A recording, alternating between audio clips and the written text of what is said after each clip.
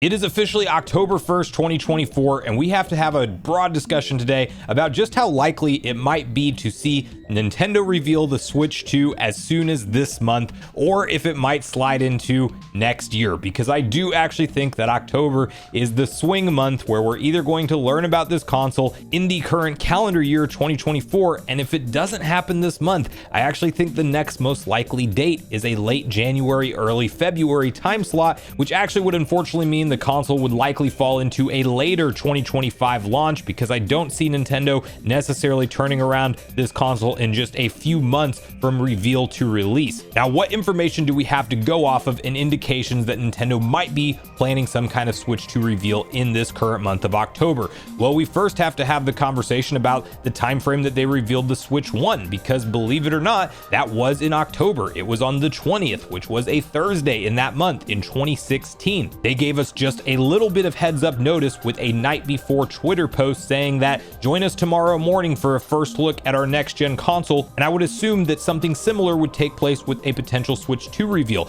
Now, what we have learned officially from Nintendo is that they will reveal this console within the current financial year, aka the fiscal year of 2024, which actually ends on March 31st of 2025. So we know it won't be revealed any later than that. That was Furukawa's own words. But the next piece of information that actually made many people think September was going to be the month for the reveal, even though that did not happen, of course we know that now, had to do with what Nintendo did by moving up their historical September Nintendo Direct presentation and just holding a partner showcase as opposed to a full-blown mainline Direct. And if you look at the history of a Nintendo Direct happening in the month of September, it has happened legitimately every single year since the Nintendo Switch was sold and available. It has been that historical staple event that all of us fans have always been able to count on. However, surprisingly, it was missing this year, and it was replaced with a combination show that we've also never seen Nintendo do before, where they merged a Indie World Showcase and Nintendo Direct Partner Showcase together into one 40-ish minute event, and that actually lined up perfectly with what we saw sources like PH Brazil commenting on, which was that he had heard Nintendo had moved up multiple presentations from their original September time slot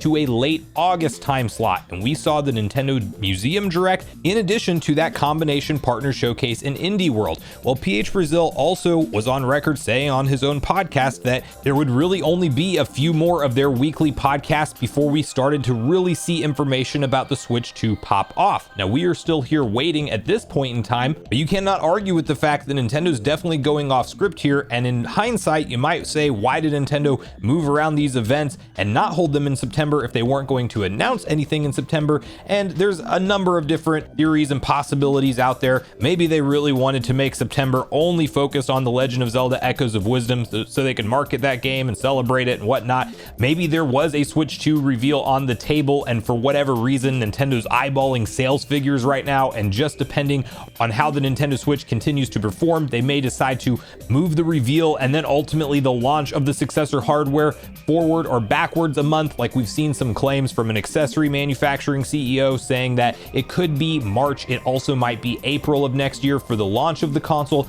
Like, these internal things do shift around until Nintendo officially announces and commits to something. They could shift their plans behind the scenes at any point in time. But you could also entertain the idea that maybe Nintendo wanted something of a calm before the Switch 2 storm by just kind of going light on news for the entire month of September, not really revealing anything new in terms of their first party announcements, and just letting us fans kind of stay in this stale environment right now where we know what their release schedule looks like for the rest of the calendar year and even game 1 of 2025, which is also an interesting fact, because normally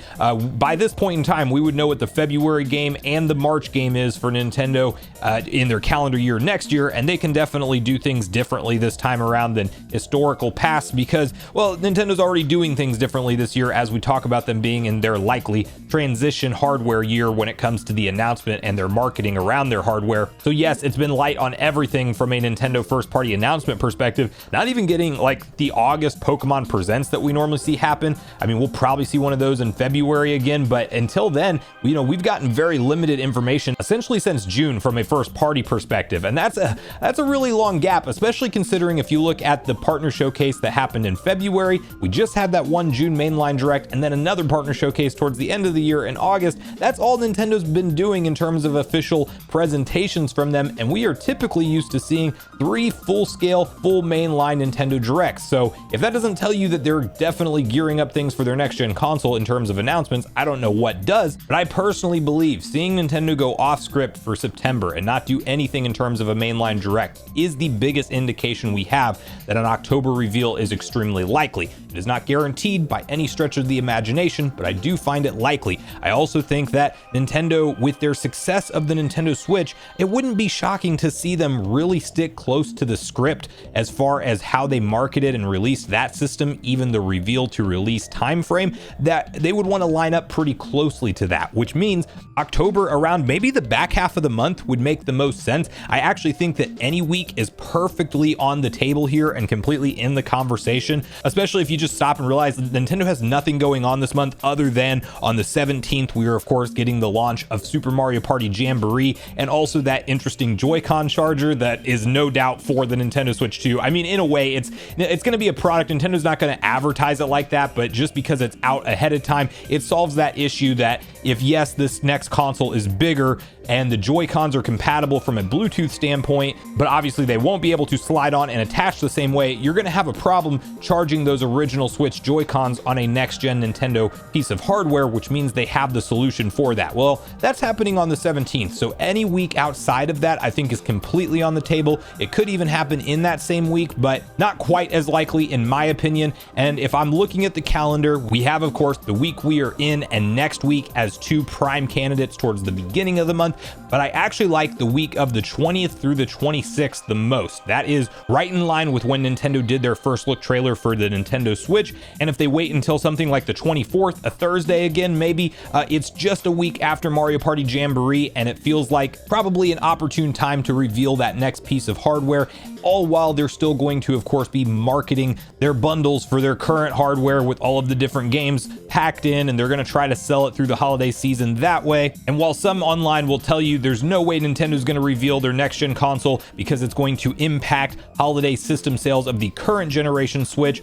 well, to that I would say that Nintendo has said in their own investor briefing that they're not going to be overly concerned about their own short-term console numbers this year because they are very much focusing on setting up the Nintendo Switch 2 for success, and I do think that that will be the priority for them. That's Furukawa's own comments, or a slightly altered or paraphrased version of his comments to investors. Like, this year is about getting things right with the Switch 2 and the future of what Nintendo is going to do for the next 5 to 7 years to come, not necessarily the end all be all year for Switch sales, which they are forecasting of still a pretty aggressive 13.5 million. And it'll be interesting to see how they hit that without a price drop. Maybe the bundles get them there, maybe they don't. Furukawa's been very transparent that that's even a hard number to commit to, and it will be challenging to do with how aged the Switch hardware is now. But nonetheless, most of these weeks outside of the Mario Party Jamboree, and maybe you could argue Nintendo doesn't want to overshadow the museum opening with something like an announcement or reveal this week. I think the only 2 weeks that look less likely, looking at the calendar, is probably this first week we're in, because the Nintendo Museum is opening on Wednesday. Oh, and interestingly, as friend of the channel Nintendo Prime pointed out on a video from Rogers Base, who was invited to the Nintendo Museum early,